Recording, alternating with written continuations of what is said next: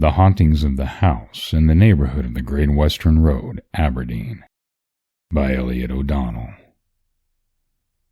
The following experience of a haunting is that of Mr. Scarf, who told me some few summers ago, expressing, at the same time, great eagerness to accompany me on some of my investigations.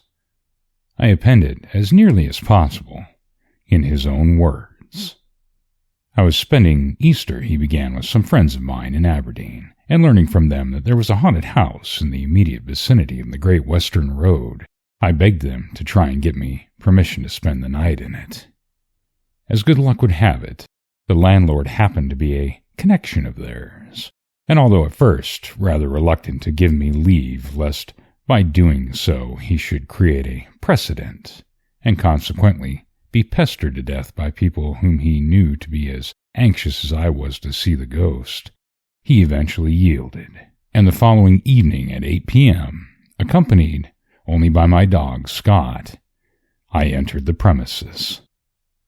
I cannot say I felt very comfortable when the door slammed behind me, and I found myself standing alone in a cold, dark passage, out of which arose a gloomy staircase, suggestive of all sorts of uncanny possibilities. However, overcoming these nervous apprehensions as best I could, I began a thorough search of the premises to make sure that no one was hiding there. Descending first of all into the basement, I explored the kitchen, the scullery, larder, and other domestic offices. The place fairly reeked with damp, but was not to be wondered at, taking in consideration the fact that the soil was clay and the floor of the very poorest quality of cement, cracked and broken in 12 places, and that there had been no fires in any of the rooms for many months. Here and there, in the darkest corners, were clusters of ugly cockroaches, while more than one monstrous rat scampered away on my approach. My dog, or rather the dog that was lent me, and which went by the name of Scott, kept close at my heels, showing no very great enthusiasm in his mission, and giving even the rodents as wide a berth as possible. I invariably trust to my psychic faculty. As you know, Mr. O'Donnell, some people are born with this faculty, to enable me to detect the presence of the superphysical. I generally feel the latter incorporated in some inexplicable manner in the ether, or see it inextricably interwoven with the shadows. Here in the basement it was everywhere. The air was simply saturated with it, and as the fading sunlight called shadow after shadow into existence, it confronted me enigmatically whichever way I turned. I went upstairs, and the presence followed me. In one or two of the top bedrooms, more particularly in a tiny garret overlooking the backyard, the presence seemed inclined to hover. For some seconds I waited there in order to see if there would be any further development. There being none, I obeyed the mandates of a sudden impulse and made my way once more to the basement. Scott showed a decided disinclination to descend further. Crouching down, he whined piteously, and when I attempted to grasp him by the collar, snarled in a most savage manner. Consequently, thinking it better to have no companion at all than one so unwilling, I descended without him. The stairs terminated in a very dark and narrow passage into which the doors of the kitchen, larder, storerooms, etc. opened respectively, and at the farther extremity of which was a doorway leading into the backyard. The superphysical presence seeming to be more pronounced in this passage than anywhere else, I decided to spend the night in it, and selecting a spot opposite the entrance of the scullery, I constructed a seat out of 2 of the drawers of the kitchen dresser by placing them one on top of the other, bottom uppermost to the floor. It was now 9:30. The traffic in the street overheard was beginning to diminish. The rumblings of drays or heavy four-wheelers had almost ceased, while the jingling of hansoms and even the piercing hoot-hoot and loud burr of motors was fast becoming less and less frequent. I put out my candle and waited, and as I waited, the hush and gloom of the house deepened and intensified until by midnight all around me was black and silent, black with a blackness that defies penetration, and silent with a silence that challenges only the rivalry of the grave. Occasionally I heard sounds, such for example as the creaking of a board, the flopping of a cockroach, and the growling of Scott. Sounds which in the daytime would have been too trivial to attract attention, but which now assumed the most startling and exaggerated proportions. From time to time I felt my pulse and took my temperature to make sure that I was perfectly normal, while at 1 o'clock, the hour when human vitality begins to wane, I ate some chicken and ham sandwiches, which I helped down with a single glass of oatmeal stout. So far, beyond my feeling that there was a superphysical something in the house, nothing occurred. There had not been the slightest attempt at manifestation, and as the minutes sped swiftly by, I began to fear that perhaps, after all, the hauntings were only of a negative nature. As the clock struck 2, however, Scott gave me an extra savage snarl, and the next moment came racing downstairs. Darting along the passage and tearing towards me, he scrambled up the overturned drawers, and burying his face in my lap, set upon the most piteous whining.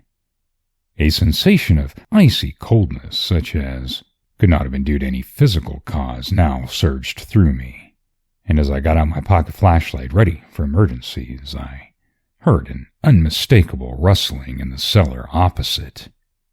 At once my whole attention became riveted in the direction of this sound, and as I sat gazing fixedly in front of me, the darkness was suddenly dissipated, and the whole passage from one end to the other was illuminated by a phosphorescent glow, which glow I can only describe as bearing a close resemblance in kind, though not in degree, to the glow of a glowworm. I then saw the scullery door slowly begin to open. A hideous fear seized me. What in the name of heaven should I see? Transfixed with terror, unable to move or utter a sound, I crouched against the wall, paralyzed, helpless, while the door began to open, wider and wider. At last, at the very last, after an interval which to me was an eternity, something, an as yet indefinite shadowy something, loomed in the background of the enlarging space. My suspense was now sublime, and I felt that another second or two of such tension I would assuredly faint. The shadowy something, however, quickly developed, and in less time than it takes to write, it assumed the form of a woman, a middle-aged woman with a startlingly white face, straight nose, and curiously lined mouth, the 2 front upper teeth of which projected considerably and were very long. Her hair was black, her hands coarse and red, and she was clad in the orthodox, shabby print of a general servant in some middle-class family. The expression in her wide, open, glassy blue eyes as they glared into mine was one of such intense mental and physical agony that I felt every atom of my blood in my veins congeal. Creeping stealthily forward, her gaze still upon me, she emerged from the doorway and, motioning to me to follow, she glided up the staircase. Up and up we went, the cold gray dawn greeting us on our way.